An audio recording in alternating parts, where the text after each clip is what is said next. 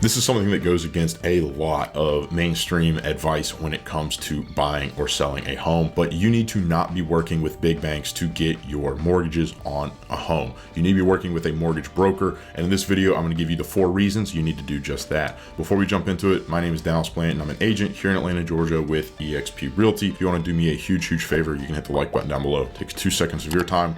Goes a long way for me. Or if you want to chat about possibly getting in touch with a good mortgage broker to buy a home, hit the link down below. I'd be happy to get you in touch with someone. Now, let's jump right into it. Number 1, there's probably going to be a lack of motivation or a lack of incentive from a big lender to get you the best deal possible, or really anything else in this list. A lot of the time, they are not going to be dependent on your deal going through to get paid. They're probably pretty well salaried. There might be a little bit of a kicker, but it's going to be no, big deal for them if the deal were to blow up. This can lead into number 2, which is they're not going to be super responsive. In my experience, it's not uncommon for these big lenders to go AWOL on you for 4 or 5 days. You're not going to get responses on the weekends. You're not going to get responses after 5, and the whole process is just going to take longer because they are, not as into it. They don't have as much skin in the game as a mortgage broker. That kind of leads me into number 3, which is how quickly these deals can get done. It's super uncommon that a large bank like Bank of America, Wells Fargo, whatever,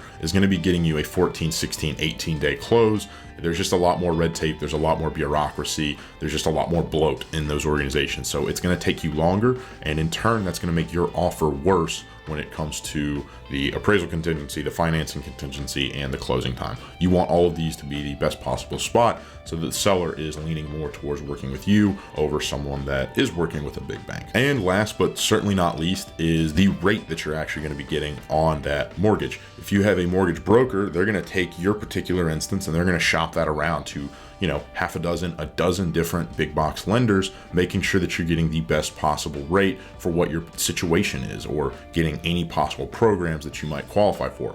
Whereas if you look at one of these larger banks, they might be much more complacent. They might be much more fine with just saying, oh, look, we'll just here's the rate, here's this, we're going to put you into a 30-year FHA. We're not going to see if you qualify for any down payment assistance. We're not going to do any of that. That's a whole lot of homework. That's a whole lot of work that's not super efficient for us, so we're just not going to do it. You want to work with someone that's going to have your best interest at heart.